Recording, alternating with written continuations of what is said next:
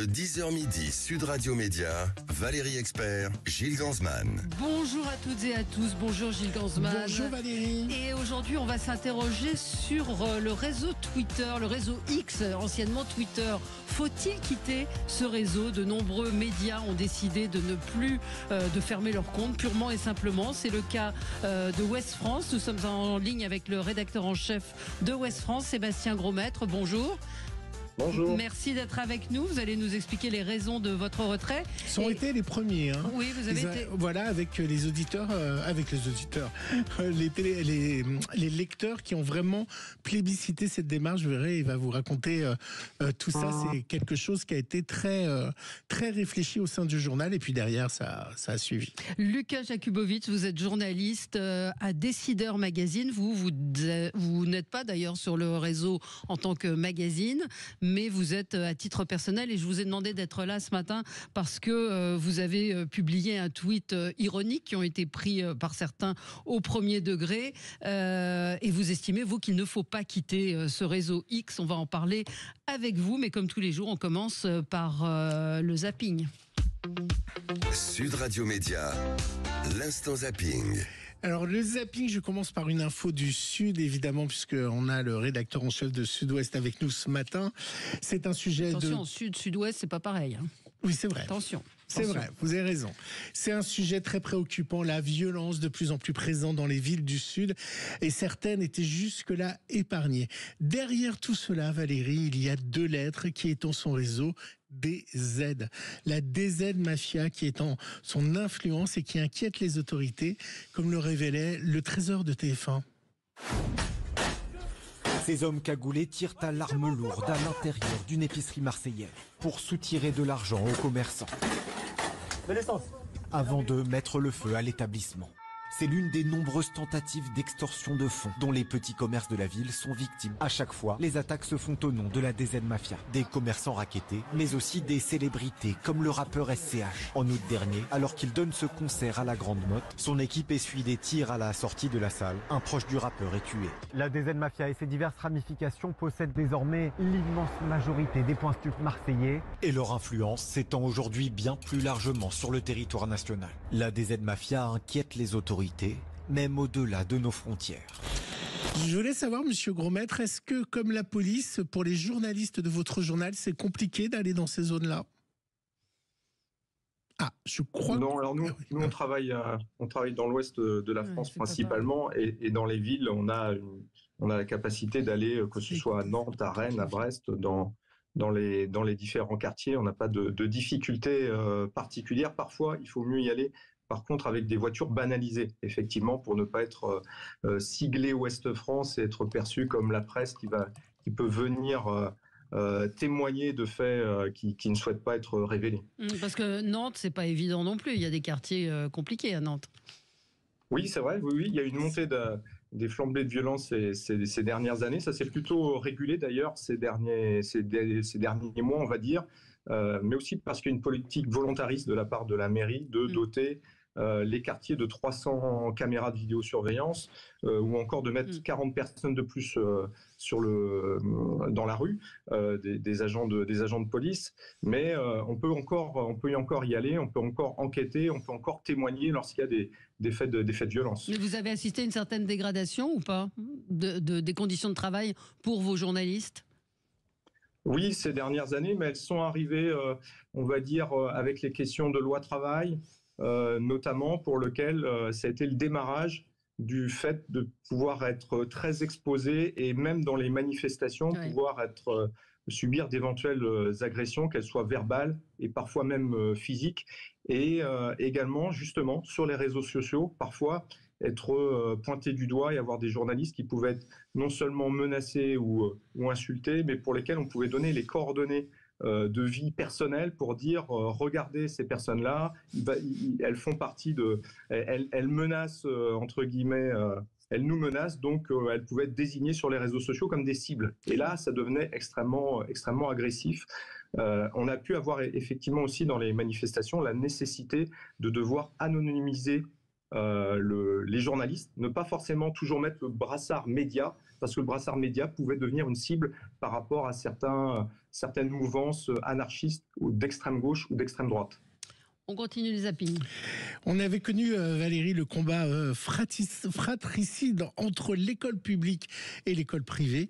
Eh bien, aujourd'hui, c'est un autre combat. C'est l'éducation à la sexualité. Alors, vous avez les conservateurs et le wokisme qui veut faire rentrer le sexe, la sexualité et le genre dans les écoles. Le consentement aussi doit-il être enseigné en classe?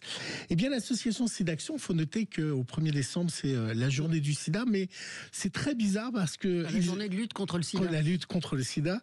Ils ont décidé de lancer une campagne à ce sujet. Elle a été présentée dans C'est à vous et vous allez voir, il n'y a pas vraiment de lien avec le sida. C'est bon ça. Ouais, je sais ce qu'elle veut, elle m'attendre comme ça. Bah non, avoir une relation sexuelle avec une personne qu'il ne souhaite pas clairement, c'est un viol. Ce que vous voyez dans la pornographie, ce sont des fabrications, des fictions. Mais il y a d'autres moyens de trouver les réponses que vous cherchez. Le plus important, c'est de bien s'informer. La campagne est donc lancée. Il y a même un site qui s'appelle SIDAction avec 3X comme dans les films porno.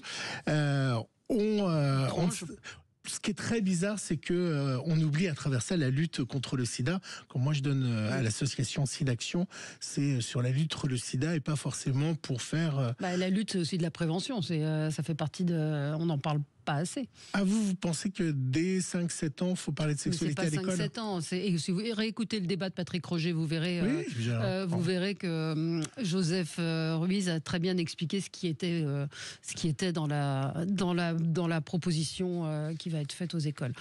Alors, le film, vous connaissez Wicked, le film des sorcières, c'est le phénomène. Oui, absolument. Mais oui, en une semaine, ça a rapporté 164 millions de dollars aux États-Unis, 210 millions de recettes globales, c'est un vrai succès. Mais il faut dire que depuis longtemps, les sorcières, les witches, on le vend en poupe. Alors c'est un phénomène aux États-Unis. Je ne sais pas si vous avez suivi. Oui. Dans l'édition aussi beaucoup. Oui, les gens veulent être sorcières. C'était dans le quotidien. We are the daughters of the witches you couldn't burn. Elle a tout dit, quoi. On s'est rendu à la première édition du Witch Festival, un événement qui rend hommage à la figure de la sorcière, érigée comme un symbole de lutte queer et féministe. Pour moi, une sorcière, c'est une femme forte qui assume son pouvoir et qui assume de tirer sa force d'un environnement qui est différent de ce qu'on peut voir dans les livres, de ce qu'on nous apprend. Être witchiste, être proche de ses intuitions, mais d'un quotidien un peu plus pétillant que la normale. C'est vraiment se fier à ses intuitions. Toutes ces choses que les esprits cartésiens vont peut-être parfois un petit peu rejeter. Une façon différente de voir le monde. Longtemps symbole de persécution et d'oppression, la figure de la sorcière est aujourd'hui revendiquée comme une icône de résistance et de pouvoir. Voilà, je peux vous traiter de sorcière, voilà. C'est un compliment. Valérie, j'imagine qu'en Bretagne, ça plaît les sorcières, tout ça, ou c'est encore les contes, les elfes, c'est très présent? Non, il y a une partie dans la culture bretonne qui peut être liée à ça, mais il y a encore quelques druides. Ah, absolument. C'est pas omniprésent quand même. Sauf à l'occasion d'Halloween, on peut en croiser dans les rues, mais c'est plus général. Vous me direz si dans Ouest France, on ressort les vieilles recettes à l'occasion de Noël. Alors, en ce moment... Valérie, je n'ai que ça quand j'essaie de faire mon zapping. Tout est ancré dans le terroir, une bonne potée, comment faire une bonne potée, comment faire un hachis parmentier avec vos restes. Et puis, l'incontournable tartiflette avec du vrai reblochon. Alors, écoutez ce reportage de TF1, on se croit dans les années 75. Mais c'est bien TF1 en 2024, comment faire une bonne tartiflette. Ça, c'est de l'enquête. Savoureuse, gourmande. Avec ses lardons, ses pommes de terre, ses oignons et son reblochon, les adjectifs ne manquent pas pour qualifier la tartiflette. Simone Collonclair épluche et coupe les pommes de terre du jardin. Une grosse pomme de terre par personne. Il faut les couper en morceaux, en petits carrés. On pourrait les couper plus gros, mais c'est plus long à cuire. Une recette toute simple. Simone fait revenir les oignons et les lardons. Une fois cuits, mélangez le tout dans un plat à gratin. Pour rendre la recette plus riche, certains y ajoutent de la crème fraîche. Mais nul besoin, si votre reblochon est de qualité. Moi, je le coupe dans ce sens-là, comme ça, j'en mets. C'est là Voilà. Tout le secret d'une bonne tartiflette. Ça va se répartir partout. Dommage, il manque les images. Il manque les radio, images. c'est Ah pas bah évident. oui, mais c'est un zapping radio. Qu'est-ce qu'on fait à Noël en Bretagne? C'est quoi le plat principal? Alors, je vais pas vous parler de bien sûr les huîtres ou la noix de Saint-Jacques, excellente. Là, c'est l'or blanc de la baie de Saint-Brieuc et pas uniquement. Je vais pas vous parler de la galette saucisse parce que c'est traditionnel, des galettes et des crêpes évidemment, ou du Queen-Amman. Nous aussi on a nos spécialités, mais la potée en fait partie. Et puis il y a d'excellents cidres aussi également, et même du vin maintenant, puisque avec le réchauffement climatique qui a beaucoup d'effets négatifs, il en a aussi des positifs, c'est de permettre la culture du vin en Bretagne. Ah bah demain on parlera vin d'ailleurs dans notre émission avec modération, c'est ça que vous alliez dire? Je veux dire attention à la différence entre Vendée et Bretagne aussi. On va pas fâcher nos auditeurs. Faut être nuancé. On a des lecteurs partout en France, mais aussi en Pays de la Loire. Absolument. Évidemment, on est implanté en Bretagne, en Normandie, donc j'aurais pu parler aussi du Calvados, excellent. Absolument. Et ben voilà. Patrick Bruel hier était dans cet avou, il a parlé évidemment du 7 octobre et du conflit israélo-palestinien. Il a présenté à ce sujet une nouvelle chanson qui parle de tout ça. Dans cette nouvelle chanson s'appelle les chaises vides. Ça parle de soi-même.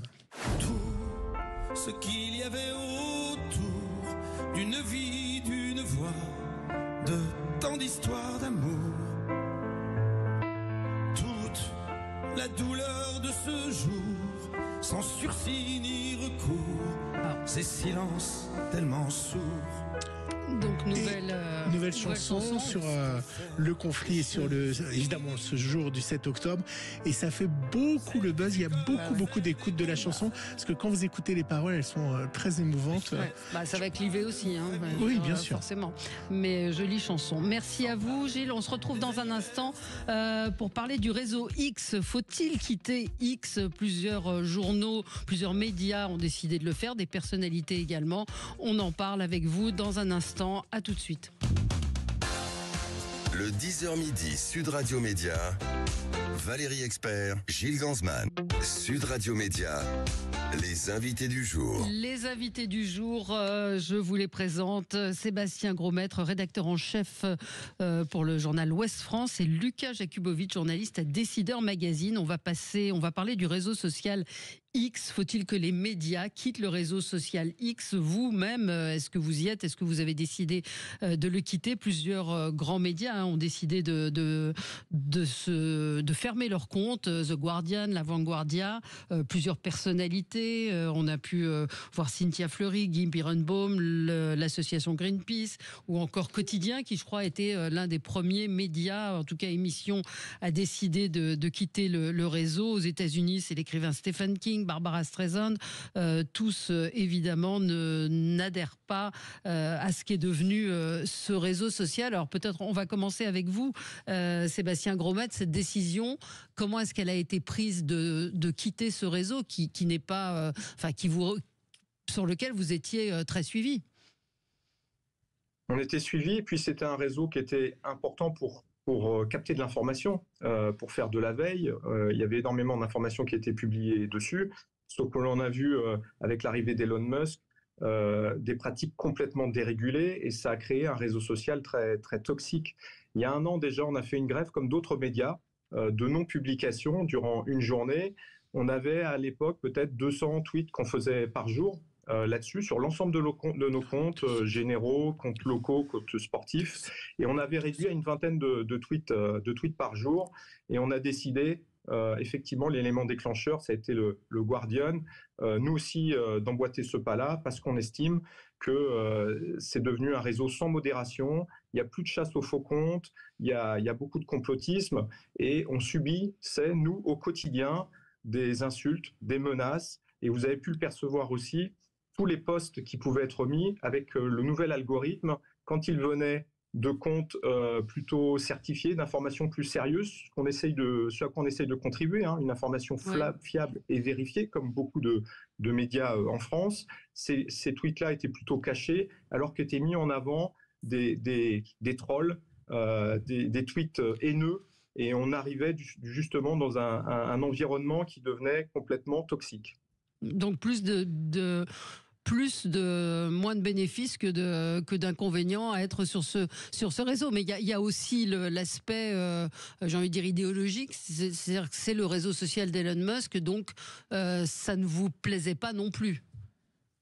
Alors, plusieurs choses là-dessus. Nous, il y a un an, Twitter, X faisait à peu près 1% de notre audience. Donc, effectivement, le côté bénéfice-risque n'était pas très élevé, même si 1%, ça reste important quand même. Et effectivement, nous, on est plutôt on a une ligne qui est humaniste, qui tente à essayer d'avoir un débat apaisé pour lequel on doit être en capacité de pouvoir entendre les différents points de vue, mais pas jusqu'au point d'avoir à se faire insulter et menacer. On a eu 2 sujets là-dessus, d'ailleurs, des collègues qui régulièrement étaient menacés. On a fini par attaquer en justice. Et là, il y a un vrai souci de respect de la loi française sur X. C'est très clairement, aujourd'hui, on ne peut pas attaquer des personnes qui vous insultent et vous menacent, tout simplement parce qu'il n'y a pas de possibilité de lever de l'anonymat. Et ça, c'est un problème en France. De même que quand on veut attaquer X, il y a un problème. X est un hébergeur, contrairement aux médias que nous sommes responsables de ce que nous publions et nous devons le faire sans diffamation, sans injure. X, lui, n'est pas soumis à cette réglementation-là et nous interrogeons cela. Ils ne sont pas soumis à la réglementation européenne, puisque moi, ce que j'avais compris, il y avait 6 mois, 7 mois, c'en était fini des menaces, c'en était fini de la dérégulation de X qui devait se soumettre, ou sinon la France et l'Europe bloquaient X en Europe, ce qui a été un peu le cas au Brésil. Donc en fait, ça a été du vent, tout ce qui nous a été raconté sur l'Europe qui protégeait toutes ces dérives de X. Eh ben, la réalité n'est pas là, vous le voyez. Nous, on demande que soit appliquée la législation. On interroge même plus loin. On va dire que ce réseau, qui encore une fois, c'est très bien, les réseaux sociaux, c'est nécessaire même à la vie d'une société. Ça a permis de faire émerger des mouvements sociaux très, très importants. Donc, mais c'est dans quelles conditions ? Le sujet que l'on pose, c'est que c'est devenu l'agence média principale de quoi ? Des grands élus politiques. Même aujourd'hui, des préfectures, des services de gendarmerie, de police ou encore des procureurs, dans un espace de non-droit. Donc on se questionne, est-ce que l'ensemble de ces institutions doivent continuer à faire de ce canal un canal principal d'information ? Nous, on les invite peut-être à aller sur des canaux qui soient plus protecteurs ou respectueux de la loi française. Alors, Lucas Jakubowicz, vous êtes, je le rappelle, journaliste, rédacteur en chef de Décideur Magazine. Vous avez publié un tweet ironique en disant « Souhaitant m'adresser uniquement à des gens qui pensent comme moi et révoltés par le fait que la majorité des citoyens ne soient pas de mon avis, je vais quitter X. Ce sera ma façon de lutter contre le fascisme et le capitalisme sans vergogne. Vive la démocratie ». Évidemment, c'était du second degré. Vous ne répondez pas exactement à ce qu'on vient d'entendre, à ce que vient de dire Sébastien Grosmaître, mais vous estimez qu'il faut rester sur X ? Oui, alors 2 choses. Il faut distinguer 2 choses. Est-ce qu'on y reste en tant que journal ou bien est-ce qu'on y reste en tant que journaliste ? Nous, en tant que journal, en fait, Décideur Magazine, on a quitté X, qui s'appelait Twitter à l'époque, pendant le confinement. Pas du tout pour des raisons éthiques ou morales, mais en fait, on s'est rendu compte que la majorité de nos articles étaient économiques, juridiques et donc plutôt B2B. Ils marchent très très bien sur LinkedIn. LinkedIn, c'est à peu près 20% de notre audience parce qu'il y a des repartages, etc. Mais c'est vrai que sur Twitter, il y avait beaucoup moins d'interactions. Et comme nos community managers travaillent pour avoir du sens, on a arrêté. Après, en tant que journaliste, oui, moi j'y reste. J'y reste parce que c'est un outil de curation, c'est un outil de veille, c'est un outil aussi pour se faire connaître, pour se faire remarquer, pour entrer on va dire en contact aussi avec des élus quand on couvre la politique comme moi. Après, le sens de mon tweet en lui-même était un peu effectivement ironique. Moi, il y a quelque chose que je regrette absolument et de plus en plus dans notre démocratie, c'est qu'on est, et là je paraphrase Jérôme Fourquet, on est dans une société archipélisée. C'est-à-dire que maintenant, des gens qui sont de droite, des gens qui sont au centre, des gens qui sont à gauche, n'ont pratiquement aucune plateforme pour discuter. X a plein de défauts. Mais jusqu'à présent, c'était une des dernières plateformes où on pouvait avoir de la controverse et du débat. Je suis tout à fait d'accord avec mon interlocuteur pour dire qu'il y a plein de problèmes de modération sur X. C'est pas moi qui vais dire le contraire, vu toutes les vagues de cyberharcèlement, notamment antisémites que je me prends. En revanche, c'est encore un endroit où on peut débattre sereinement. Mais débattre avec qui? C'est-à-dire qui sont les bons et les mauvais débatteurs entre guillemets? Il est là le souci, c'est-à-dire que comme il y a un anonymat très présent, c'est peut-être votre voisin qui débat avec vous, ou voilà, vous ne savez pas avec qui vous débattez. Oui, alors ça, l'anonymat est un immense problème. C'est vrai que la plupart des comptes qui insultent, qui harcèlent, etc., sont anonymes. C'est vrai que la modération est totalement défectueuse. Après, moi, là, je parle en tant que journaliste. J'ai choisi de me mettre au-dessus de ça. De me dire, s'il y a une centaine de personnes qui, parfois, ont une vingtaine de comptes harcèlent, c'est pas ça qui va gâcher, on va dire, tout l'écosystème. Moi, je retiens surtout le positif. Mais c'est vrai que, pour en revenir au tweet, effectivement, je pointais une certaine mauvaise foi parce que, encore une fois, je comprends totalement tous les reproches qu'on fait à X. Je comprends totalement et je conçois totalement que X a des problèmes d'algorithme, que l'algorithme est utilisé par son propriétaire pour mettre en avant un agenda politique. Mais ce que je me dis parfois, c'est que les gens qui quittent X, si X était la propriété, par exemple, d'un soutien de Kamala Harris et qui avait truqué les algorithmes pour soutenir Kamala Harris, est-ce que, par exemple, le Guardian ou Greenpeace auraient quitté X? C'est pas sûr. Et si Trump avait perdu, est-ce que ces gens-là auraient quitté X? C'est moins sûr non plus. En fait, ce côté un peu moralisateur et faux cul que j'ai voulu dénoncer. En fait, faudrait un X européen et un Twitter aussi européen. Moi, je voulais demander à Sébastien Grosmaître, est-ce que ce qui est dommage, c'est que vous avez une marque, une référence, et peut-être ceux qui recherchent à rester sur X et qui veulent avoir une référence contre les fake news seraient bien contents de vous y trouver aussi. Mais dans ce sens-là, vous comprenez? Oui, complètement, mais on s'est longuement posé cette question-là. Je dis, je vais chez vous et je suis sûr que mon information est bonne quand je lis quelque chose sur la vaccination ou sur d'autres choses, parce que je suis chez vous.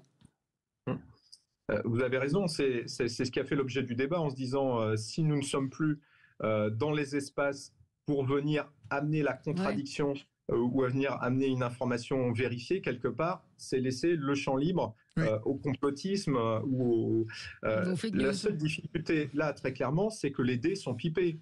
C'est que l'arbitre de ce ring entre les complotistes d'un côté et les personnes qui essayent de faire en sorte d'avoir des informations vérifiées ou contradictoires, l'arbitre de ce ring-là, il est du côté des complotistes. Il les met en avant et il leur permet d'avoir une exposition plus importante. Donc un combat qui, quoi qu'il en soit, pour lequel l'arbitre est même l'entraîneur de votre adversaire, il y a un moment, il faut se dire qu'il vaut mieux inviter les communautés de gens qui s'intéressent à un débat contradictoire pour lequel on a parfois notre voix et on a besoin d'avoir d'autres voix. Il faut aller l'entendre ailleurs, mais plus dans un espace qui est complètement pollué et dont on pense d'ailleurs au bout d'un moment que cette communauté va rester entre elles et peut-être même finir par se battre entre elles. Mais il n'y a pas de raison qu'on vienne cautionner un espace dont on ne respecte plus ni les règles ni l'éthique. On va marquer une pause et on se retrouve dans un instant. À tout de suite. Le 10h midi, Sud Radio Média, Valérie Expert, Gilles Gansman. Sud Radio, le supplément média. Faut-il quitter le réseau X? On en parle ce matin avec Sébastien Grosmaître, rédacteur en chef de Ouest France. Ouest France qui a décidé de quitter X, on l'a entendu, pour combattre le harcèlement en ligne, entre autres, enfin pour répondre au harcèlement en ligne, et également lutter contre la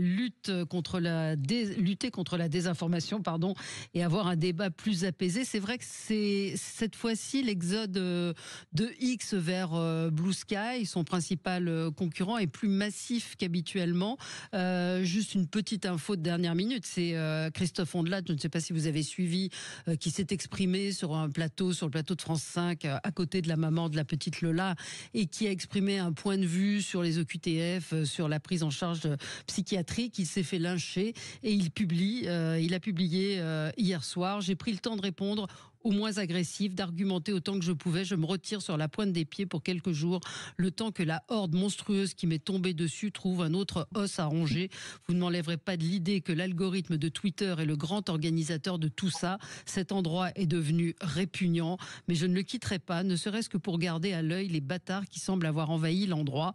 Que votre nuit soit douce. Voilà, c'est pile dans notre débat. Je vous vois hocher la tête, Sébastien Grosmaître.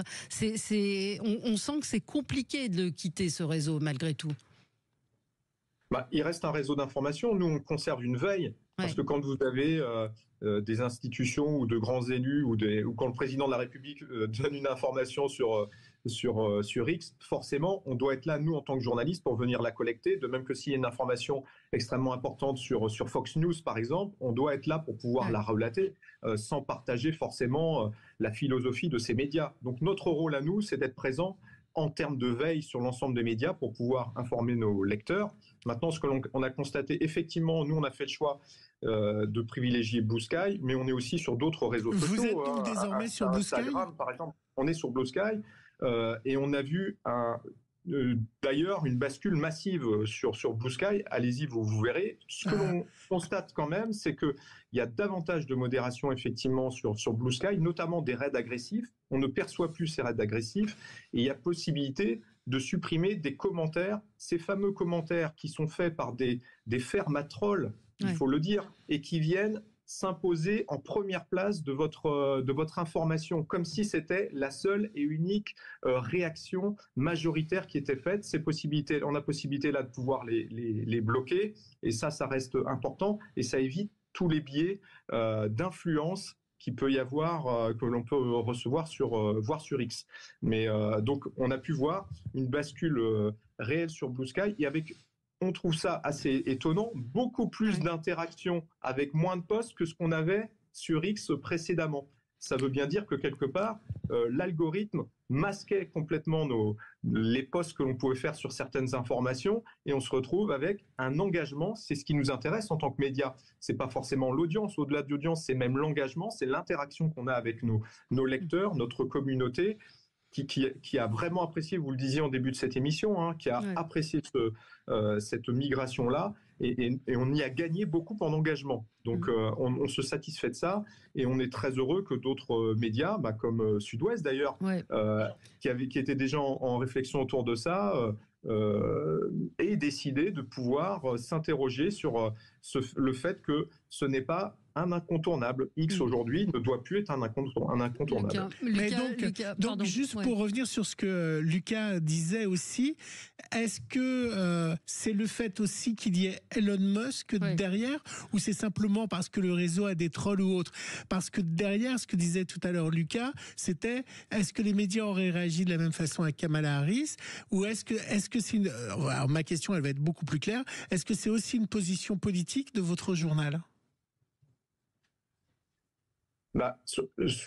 Moi, ça me semble assez simple. Si Kamala Harris, admettons, rachète X et permet la non-régulation et la diffusion et des propos haineux et ce genre de choses, ça ne change pas le problème. Si Elon Musk permettait, c'est pas parce qu'on est milliardaire qu'on est forcément à pourfendre. S'il permettait lui-même la mise en place de règles qui soient saines au débat public, au débat démocratique. Vous savez, nos espaces publics ont besoin de sérénité. Vous voyez comment tout s'enflamme dans la sphère publique. Si Elon Musk permettait des règles qui favorisent l'information vérifiée et le débat apaisé, là-dessus, en soi, on n'a pas de difficulté. Ce sont ces règles-là. Ce qui nous est cher, c'est la démocratie humaniste.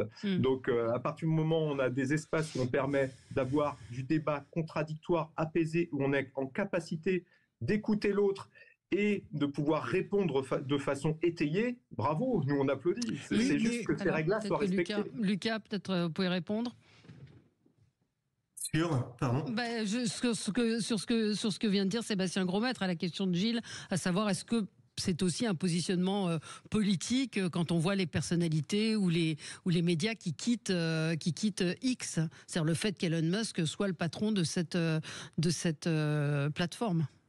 Bah oui, c'est ce que je disais il y a quelques minutes. Je pense que derrière, il y a quand même un sous-jacent politique, puisque par exemple, aucun média de droite ou aucune personnalité qui va être marquée à droite va quitter X.